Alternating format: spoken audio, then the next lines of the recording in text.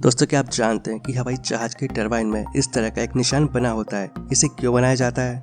अगर आप किसी एयरपोर्ट गए हैं और वहां जाकर किसी हवाई जहाज को देखा है तो आपने देखा होगा कि उस हवाई जहाज के टरबाइन में बीच में एक निशान बना होता है।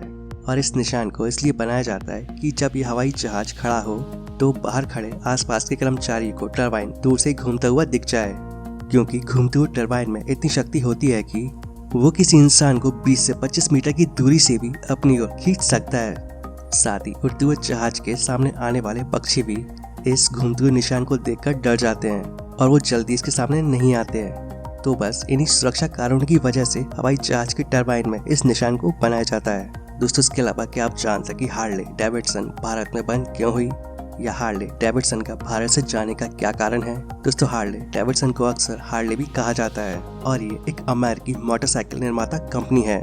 हार्ले डेविडसन ने अगस्त 2009 में भारत में कदम रखा था और जुलाई 2010 में कंपनी ने भारत में अपनी पहली डीलरशिप की शुरुआत की थी। दोस्तों, हार्ले डेविडसन की बाइक की कीमत 8-9 लाख से शुरू होती है और हार्ले डेविडसन की डीलरशिप का भारत में एक बड़ा नेटवर्क था और इस कंपनी के पूरे देश में टोटल 29 शोरूम थे जो देश के अलग अलग 21 शहरों में स्थित थे। लेकिन अब हार्ले डेविडसन भारत को छोड़ चुकी है। दरअसल हार्ले डेविडसन कंपनी को बीते फाइनेंशियल ईयर में अपनी सेल में 22% की गिरावट देखने को मिली थी और ऐसे में कंपनी ने भारत को छोड़कर जाने और अमेरिका में अपने कारोबार को बढ़ाने का फैसला किया। हरियाणा के बावल में हार्ले डेविडसन की असेंबलिंग यूनिट थी। दोस्तों, 2019 में हार्ले डेविडसन ने सिर्फ 2676 बाइक्स ही बेची थी और इनमें से 65% हिस्सेदारी 750 सीसी बाइक्स की थी और जिनकी असेंबलिंग यूनिट हरियाणा में होती थी। आपको बता दूं कि भारत के बाजार को छोड़ने वाली हार्ले डेविडसन सातवीं बड़ी विदेशी ऑटोमोबाइल कंपनी है और भारत में बढ़ते घाटे के बाद ये बड़ी कंपनी भारत के बाजार को छोड़ चुकी है।